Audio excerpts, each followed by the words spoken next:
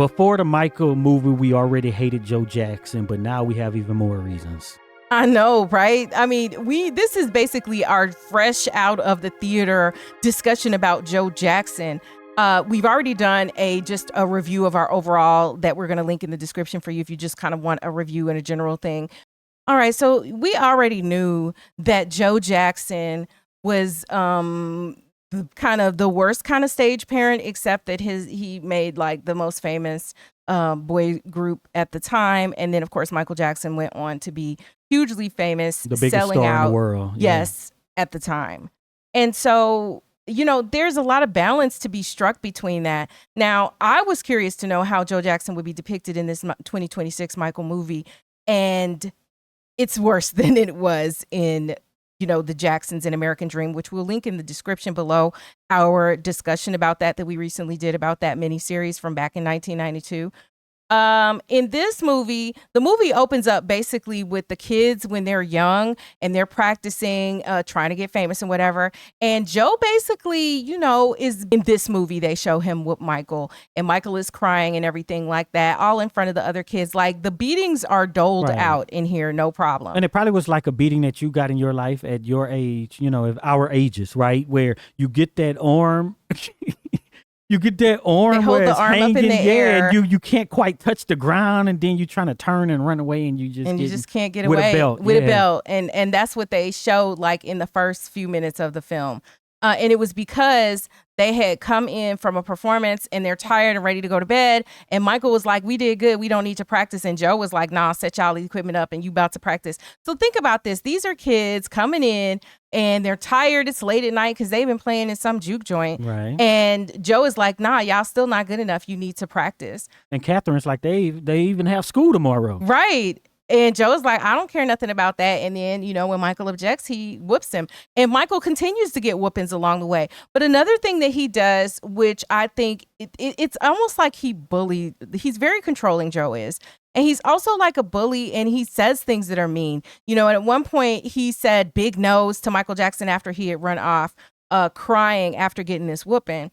And so throughout this film, I think if you go into the movie understanding that a big part of this film is Michael trying to gain his independence from Joe, trying to get out from under Joe's thumb to be able to, you know, live creatively and be the best that he can be. But, you know, Joe wants to make money, and also it looks at this as a family thing, right?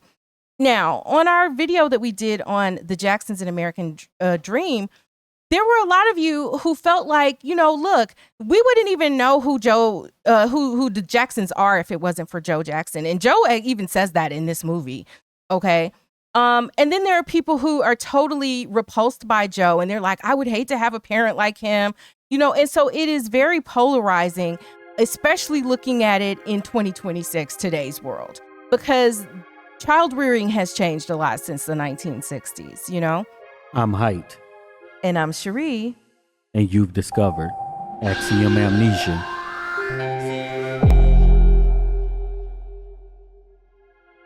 We want to thank all of the supporters who helped to make this video possible. If you want your name to appear alongside these contributors, make a one-time donation via Cash App, or you can head on over to patreon.com/axiomamnesia to enjoy all of the benefits of becoming a monthly subscriber.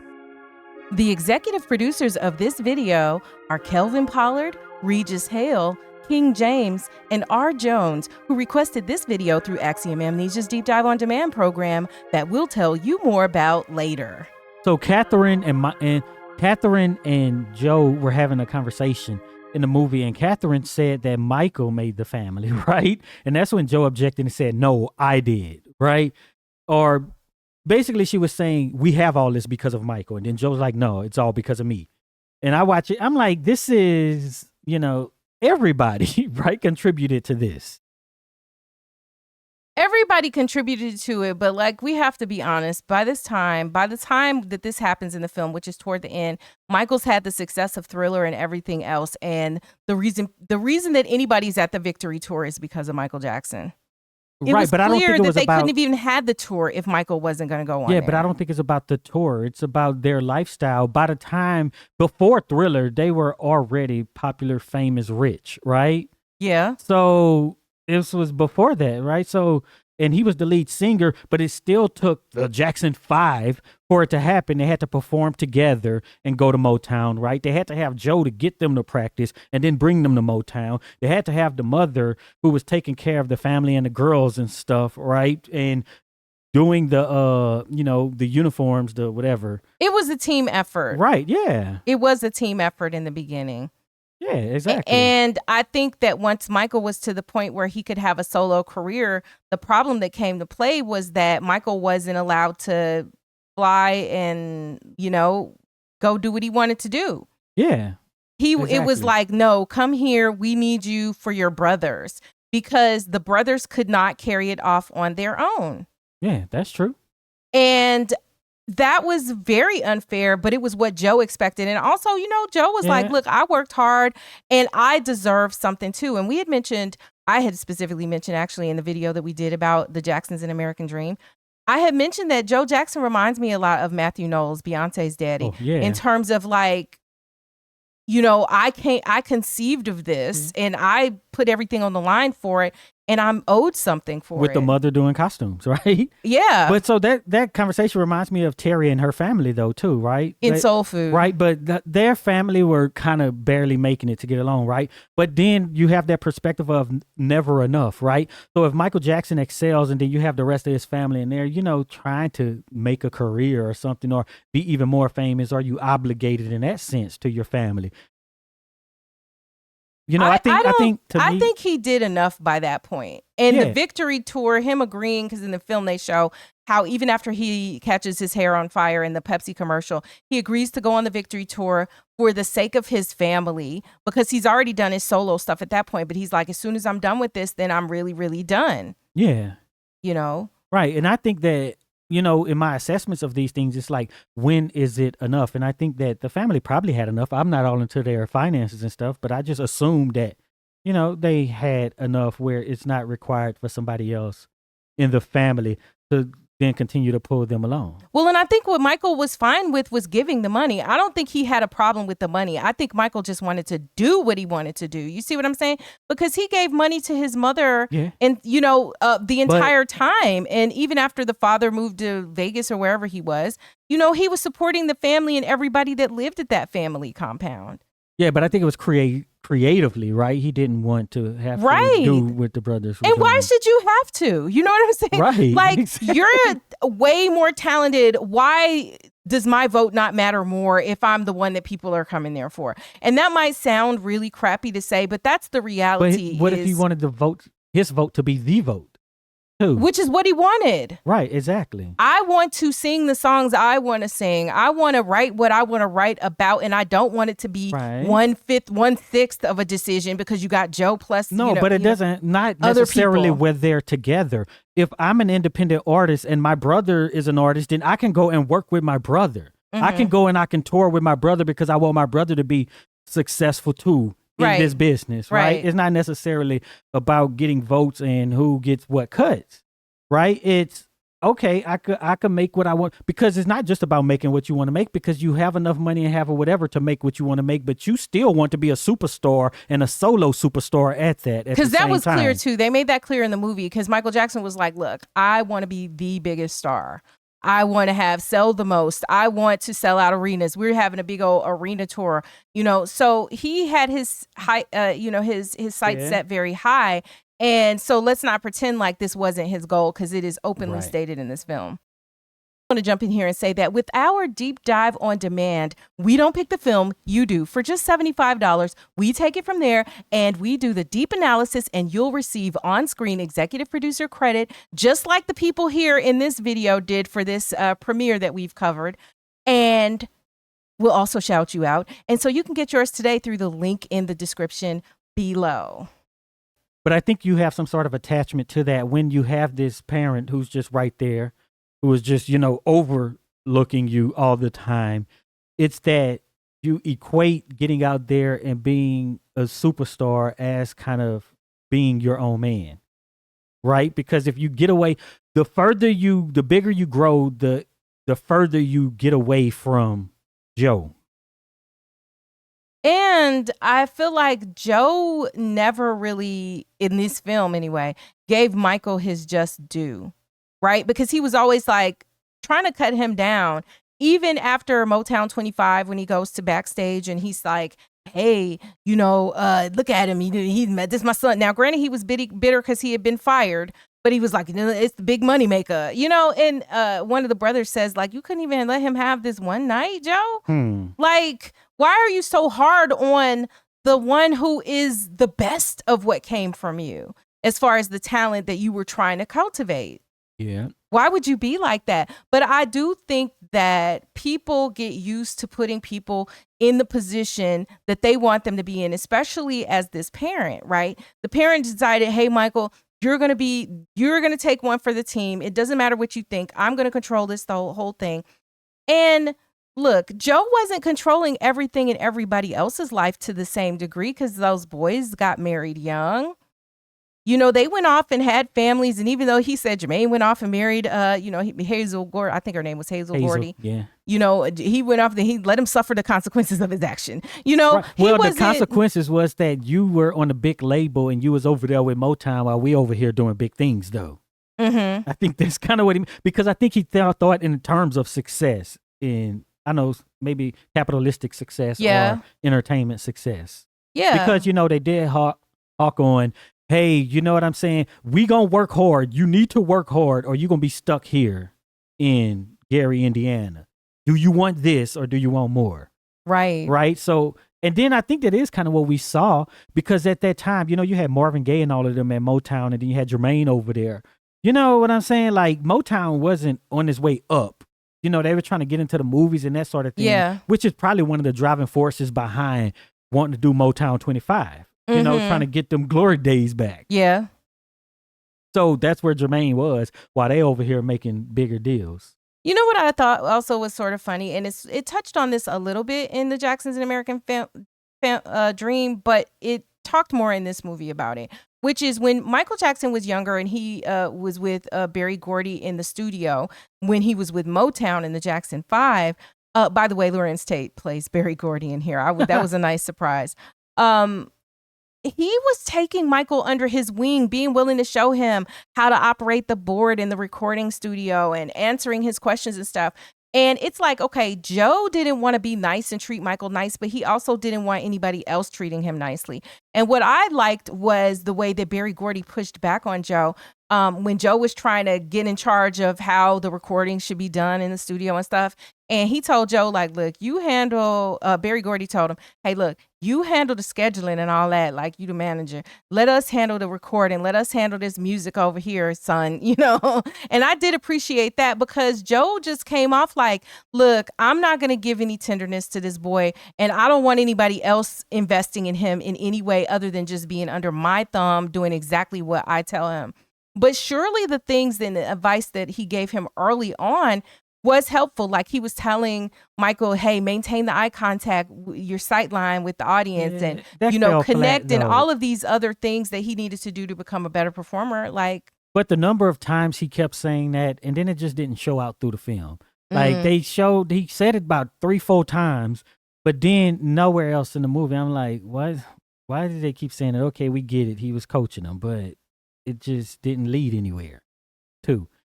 A lot of you are missing videos because you're not getting your YouTube notifications, and we have fixed this. Go ahead and subscribe to our mailing list for personalized notifications of all of our videos as they are released across all of our channels. You're going to get an email, and it's really simple. Go to the description so you can subscribe.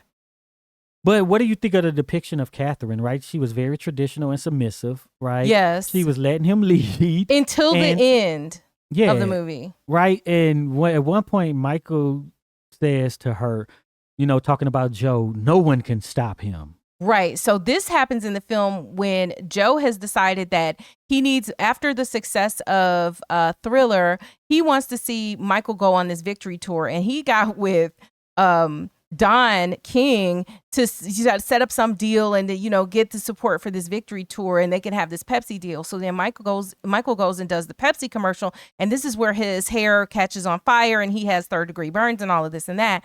And then even in the hospital room or in the hospital waiting, Joe is like, how quick can he get back to performing? Is he ever going to be able to perform? People are trying to see, is he just going to live? And Joe only cares about performing. And Joe's excuse for this is that, oh, I know the only thing that's going to bring him back is if he can perform, I agreed with that, though. So this is where I think Joe is saying things that are true, but Joe also has another agenda, clearly. Yes, Because in the next breath, he's telling Catherine, listen, if that boy don't get on this tour, then everything we got going, all of the stuff for the boys and the family is all going to crumble. Right. Right. He said that, but then here come Michael. He's like, I want to go on a tour. I want to do it for my family. Is it because of Joe's influence? No, what I think is, okay, so Michael says that basically he had the brush with death. He almost died and he was given a second chance to let his light shine. He said, but I think the other part about the second chance was I should do right by my family. So I am going to do this one last thing. I'm not going to leave them high and dry. I'm going to do this. I'm going to finish the victory tour, but when I'm done, I'm really done. And so I think that was his way of being able to reconcile what he felt that he owed or should owe his family and the second chance that he felt he had been given in life, to be able to survive those burns and stuff like that, and then be able to go in his own creative direction and be free from, from Joe. I mean, because at this point, Joe still wasn't his manager, right? He had already been fired. Yeah. It just, Joe was still wielding whatever power he could wield. Well, he had the hierarchy of family. I'm your daddy. You gonna do this. He said, how you gonna fire your daddy? He was long grown talking about he gonna whoop him. Yeah. And see, that's when Catherine, because you were talking about Catherine was like, because he said when he gets back to this house after he fired Joe as the manager, when he get back to this house, then I'm a whoop him and whatever. She was like, who are you gonna whoop? How you gonna whoop? And she was like, don't you understand? And then she, so you see Catherine also evolve to be like more in defense of Michael. And at the point when Michael says nobody can stop Joe, they're in the hospital room after the burns that Michael has received. And Catherine is feeling bad. And she's like, I should have protected you, Michael. And he's like, nobody can protect anybody from Joe, basically. And then he tells her it's not her fault, because I think she was feeling like she should have been a little bit more aggressive toward Joe. Yeah. Because Joe was just running over everybody. But Joe was talking about whooping some people butts as grown. It didn't matter that you were grown. Yeah, but this was 40 years later. Well, I'll just say 30, right? 30 years later. And so, so Joe, it was interesting. A very interesting depiction. And he just felt like he was owed something. And I don't know that I can argue that he wasn't, because parents who sacrifice a lot, like, they are owed something, but I think it is better when they have a salary and then they could say, I was paid for what I did, even though no amount of money is ever going to add up to all the hours that you put in and invest in your children who become successful like that. I do think that they need to be paid in a way that is very definitive and finite, so that it's not this whole thing of, look what I did for you. Well, yes, you did these things and you were also paid for them, versus you owe me forever. And you have to do what I say forever just because you're my parent and you helped me get a good start. Is there any autonomy? Just to let you guys know, we do have a binge bedtime playlist. It's linked in the description. When you get ready to go to bed, just go ahead. It's videos that you probably haven't seen from us, and we're updating them all regularly. What about the part where Michael's lawyer fires Joe with a fax? Bro, with a fax. I mean, I thought that was kind of cold-blooded, but you know what Michael did that we saw throughout this is he always tried to put people in between him and Joe to buffer. Like when Michael wanted to do Off the Wall as his first solo album, Joe came back. Well, first of all, he got the label to tell him this, right? Say it's your idea. And then the label was like, fine, because, they want to make money. And so they tell Joe that. But Joe is like, Michael belongs to me from 9 to 5. Now, if he want to make an album, in the middle of the night on his own time, he can do that, but he better be back here at 9. Yeah, that's crazy because he had like 4 albums before that. Solo. So that was one of the things I'm like, wait, hold on. We already talking about solo? Because I think maybe 3 of them, one was probably Motown, maybe, I think. And I think 3 of them, the next 3 were Epic. And one of them was CBS Epic. So I don't know what was going on with the way they told this story. Okay, so if you're going to tell personal stories like this, what I feel like I want to know wasn't addressed in the film, which is I want to know, like, did they ever reconcile? Like, what you're just showing me like bits of how Joe was acting, and you didn't really want to give me the whole thing. Like, did y'all ever reconcile before Joe dies? Was there ever a point where y'all get on the same page? Do the other brothers, do they like not like Joe? Is everybody just on the mother Catherine side, and then nobody really effed with Joe until he died, pretty much? So is the Jacksons an American Dream? Do they reconcile at the end? Kind of, sort of. I mean, Joe is still around. Yeah, but it was like, well, he decided to do the tour basically, with Joe's wishes, right? Oh, I want my family to get together, and then they do it happily ever after, sort of a thing. Mm-hmm. Right? But this one was, nah, man. The end is, I'm separating from this evil man. Yeah. Okay, so now y'all go to the comments. How do you feel about Joe Jackson? Do you feel Joe was evil? Was he just a determined parent who wanted to get his family out of poverty? Was he too controlling? And do you think that they ever reconcile? Because they don't give us that in the movie, which I feel like if you're going to start talking about it, then speak on it. Like, let us know what the whole deal is, and they didn't give that. You can't if it happened at a later time, right? You know what I'm saying? At this point, okay, so when Michael walks away from his father, like, do they just not talk until some point later? We don't know because the movie ended. I just remember seeing on TV back in the day, like Joe would be giving interviews about Michael the same way that you see Matthew Knowles giving interviews about Destiny's Child and whatever, but he's off to the side. Like, I really feel like Beyonce and them don't even talk to him. Right, but I think Joe, like during the trial, they were right there together. Okay, yeah. I got to think back to that. Okay, you got a good point there. Yeah, I do think his family of rallied around him after those allegations, and then when he had the trial in the 2000s, that trial. Yeah. So, what do you think about Janet not being in the movie and seemingly not really wanting it? Because I feel like, and based on what we said in the review video, I feel like I understand why Janet didn't want to F with this movie. So what happened was the movie opens up, you hear the music, want to be started, boom, 1966. I'm like, that's when Janet was born. She ain't there. And there is no trace of Janet at all. Bruh, not at all. So all the family sitting around the table, laughing. Hey, hey guys, we need to work hard. And then it's just one girl there, and you don't find out till later that it's LaToya. And I'm like, what's going on? It's just one girl here. There's only one daughter when there are really three Jackson daughters. Yeah. So you have that, but I think you gotta have, because I think that's a big part of his story. I think they may have been the closest, right? Well, especially later, but maybe that's for later. And then, by the time this movie ends, then I think they were competing too to be, the biggest Jackson. Mm-hmm. Janet and Michael. Mm-hmm. Yeah. So, I think it's just kind of, it has to be there. But like with the Lisa biopic that we, covered, they just mentioned that she had a whole bunch of siblings, but we didn't care about none of them. Yeah. Is it required to have Janet to tell a story about Michael? I don't think it's required. It's just weird when it's not factual. But you would have to if you're going to talk about him beyond this, right? Why can't you just have a little baby that's supposed to be Janet?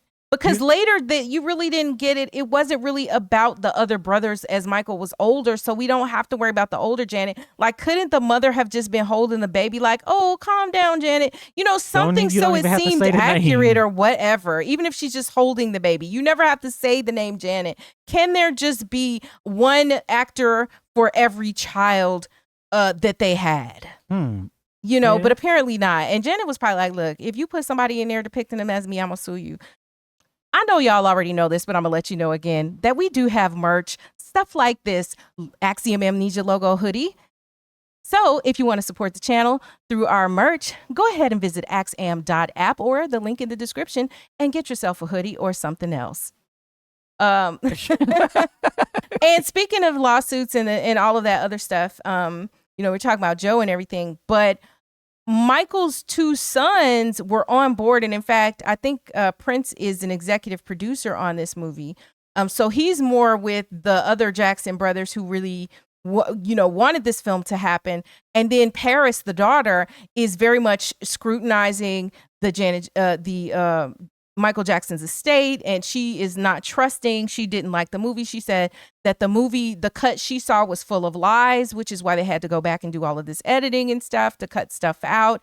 Like, it's really just kind of a whole mess. And at the end, it does leave me feeling like there was a lot missing from the story that Antoine Fuqua and maybe the family wanted to tell in full. So now what we're left with is like a chopped up best version of what they could do in the time they had after having invested, what'd you say, 200 million? Yeah, somewhere around there. Yeah. Bruh, I did not know there was Mike Myers in this movie. Mike Myers as I think he's this, whatever. The CBS guy? Yeah, the CBS executive. Mm-hmm. Right? Yeah. Because they had a scene basically. Zetnikoff.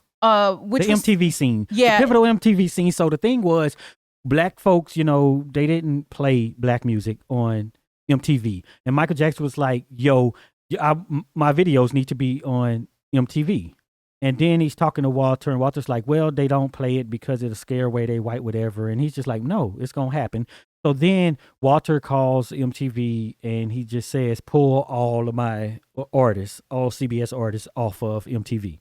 Basically, like, I'm revoking the license. So, people wanted those, people like Bruce Springsteen and all them, right? And then that's basically how they got the deal. And that's how we were able to see Thriller eventually. Yeah, and Billie Jean, it was what was in question at the moment that he, did that. Yeah. But without that, do we have the music video the way it was in the later 80s and 90s? No. Without Thriller coming out the way it did. Because Michael Jackson really did revolutionize he called them short films, I think. But, like the long form music video, actually it being a thing. Nowadays you hardly get any real music videos anymore because people aren't investing that kind of money in music videos. Yeah. Now you just get the artist with a microphone and a colored background if you're lucky. Yeah. Interesting. I just seen some video with Domani, that's his name. Yeah, T.I.'s son. And then you had Chris Robinson and his son who's directing videos, right? So they were basically talking about how much a music video should cost and stuff. And T.I.'s son was basically saying he needs to recoup his money because now when you put your video on YouTube, you're expecting to make money from the music video. And they're not seeing it as it's marketing for the song or your career. So they're not spending more money because YouTube not giving you the views for the music video. And that's why music videos are suffering. But see, back in it, then Michael Jackson, when he's making these videos, you're not making that video to make money directly off of it. And that was T.I.'s stance, right? You pay what the video needs, like with Thriller. Who knows how much that costs? Somebody out there, you go to comments and let us know. But you're using that to market that album and get people to buy that single. And that was the purpose of, putting all this money behind it. And that's what's lost now. But, the way videos was booming in the, the 90s and later into the 80s, that's a direct link to Michael Jackson Thriller. Mm-hmm. All in all, and just to kind of loop back with Joe Jackson, this depiction is worse. If you guys saw the film, what do you think comparing it to The Jacksons and American Dream? What do you think about, like, everything with the film? I'd be interested in hearing about it. And don't forget to check the description below because we have a playlist of all of our discussion. We have different discussions on each of the channels about this movie that we're doing kind of right out of the theater after having seen it. So be sure to check out all of the different discussions.